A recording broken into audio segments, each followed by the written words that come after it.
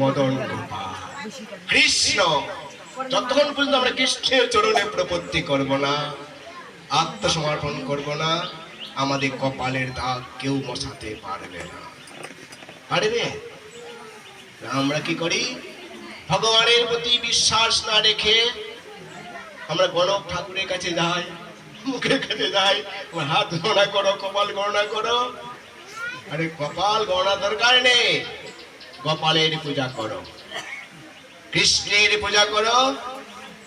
তিনি তোমার কপাল, তোমার গোটা দেহ তিনি বানিয়েছেন, তার অনুকম্পায় তোমরা আমরা সবাই আমরা বেঁচে আছি।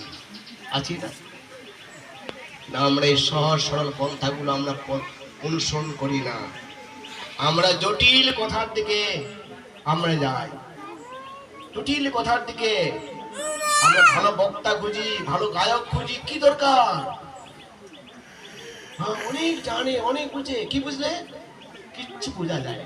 আর কি হলো যে মায়াবাদী কি সন্ন্যাসী আছে দক্ষিণ ভারতে, শাস্ত্রে গভীর গভীর কথাগুলো বলে, কেউ বুঝতে পারে না। অনেক বড় বক্তা, আমি কি বুঝলে? কিচ্ছু বোঝা যায় না। লাভ কি হলো? লাভ কিছু হলো? কলিযুগের মানুষ আমরা অনেক শাস্ত্র আমরা পড়তে পারবো? পারবো? জীবনটা খুব ছোট, আর শাস্ত্র পুরাণ বিদ অনেক। কয়টা আপনি আয়ত্ত করবেন? আমাদের সামর্থ্য অল্প, আমাদের ইচ্ছাটা অনেক। বহু শাস্ত্র, 4টি বেদ, 18টি পুরাণ, উপপুরাণ, উপনিষদ, বেদাঙ্গ, দর্শন, কয়টা আপনি মুখস্থ করবেন? কয়টা মুখস্থ করবেন?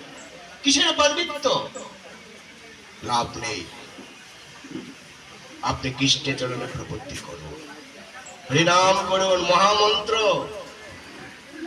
দেবাদিদেব মহাদেবের কাছে পার্বতী বললেন, হে প্রভু, এতদিন এতকাল যা শুনলাম তন্ত্র মন্ত্র, জীবের জঞ্জাল। হে প্রভু, সীমান্ত দ্বীপে আমি যা শুনলাম তন্ত্র মন্ত্র, এটি হচ্ছে জীবের কি জঞ্জাল।